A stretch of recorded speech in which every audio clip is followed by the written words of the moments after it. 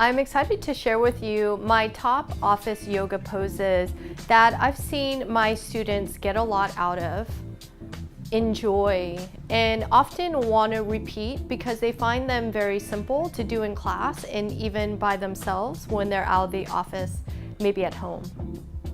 The first one is really great for opening up the chest and shoulders and helping to open the spine and elongate the spine, especially when it's rounded when we're working.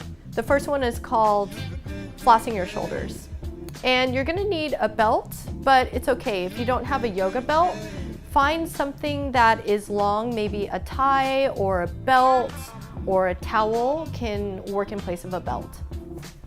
You can take flossing your shoulders seated, or I find it easier to stand, and I like to stand with my feet hip width apart. Hold your tool, whatever you have, up and overhead with your arms facing forward, wide enough so that in a moment, as you exhale with your arms straight, start to take the arms all the way back and down, and if you can't and it's too hard, then create more space between your arms, and on your inhalation come all the way back and up. And over time, when your body starts to warm up more, you can narrow the distance between your hands. But this is the flossing of the shoulders, going back and forth. I usually advise my students, and I practice this myself, maybe 8 to 10 times back and forth. Back and down is one time. And then release the belt when you're done and notice how you feel afterward. My next favorite office yoga pose is a standing side stretch. I find that my students love side stretches because when we live our normal lives, we don't often get into stretching the side body. And the side body can get really tight. So when we open it up, it can feel relieving and also have a bitter sweetness that can be enjoyable. So to take it standing, open up your feet hip width apart and reach your left arm up and overhead to start. Take the right hand to the left forearm, not the wrist, so make sure to grab your left forearm. And as you press the feet down, inhale, stretch upward. And exhale, start to stretch the chest up and over to the right while squeezing and shortening the right side body, especially the waist. Have your students stay there for several breaths and then inhale, come all the way up. And make sure that they take the other side.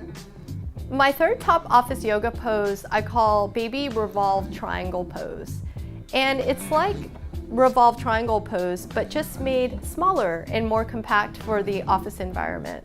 I find that my students really like it because it almost does everything you could want a yoga pose for your body to do, this pose does. It can help open the outer and inner hips. It can help to lengthen the spine. It can help to open the chest and the shoulders. And I find that it can feel really good for students. So you may need a block when you teach it, but you're going to open up the feet, outer hip width apart, and bend the knees and have your students forward fold. And have them take the hands as you forward fold, hands underneath the shoulders as you extend the torso. And if they're having a hard time touching the floor already, have them elevate the hands on top of blocks. But you'll have them take the right hand on the block, positioned underneath your face, which is at the center of the mat. Have them bend the right knee, chest forward, and turn to the left. Left hand, left hip, or left arm up and overhead.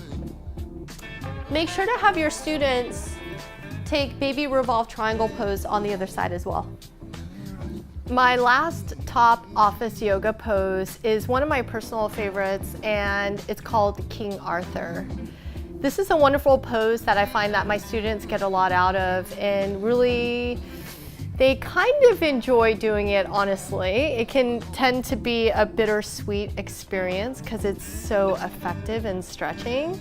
But this pose tends to be really popular and effective in stretching the front of the thighs, the front of the hips, and those are regions that tend to get really tight when we sit for extended periods of time. Because this pose is really great at opening the front of the thighs and hips, I've seen in students that it can relieve lower back pain, which unfortunately tends to come up when you work in the office, so this can be really great for helping to relieve low back pain. You're going to need a wall to do this pose, and because you're going to put pressure on the knees, it can be helpful to pad up the knees like you'll see me do with the mat, or if you can find a blanket or extra clothing, that can help. You'll position your body with your butt facing the wall. You'll come onto all fours.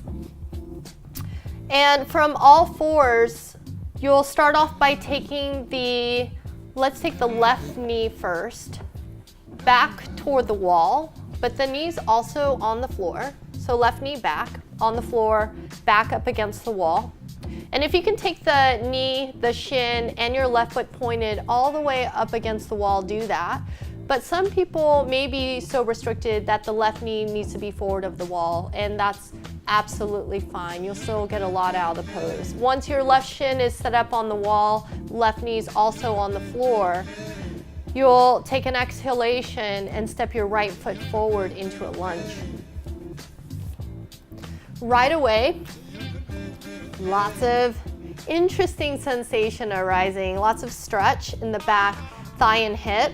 Some people will need to stay here with their hands either on blocks or on the floor. For those students in your class that can deepen the stretch, they can walk the hands on top of the front thigh.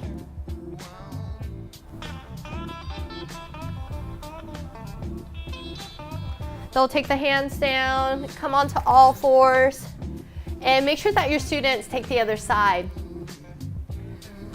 Those are my top office yoga poses. These are poses that I love to teach my students. They tend to be really enjoyable for students, and students get a lot out of them.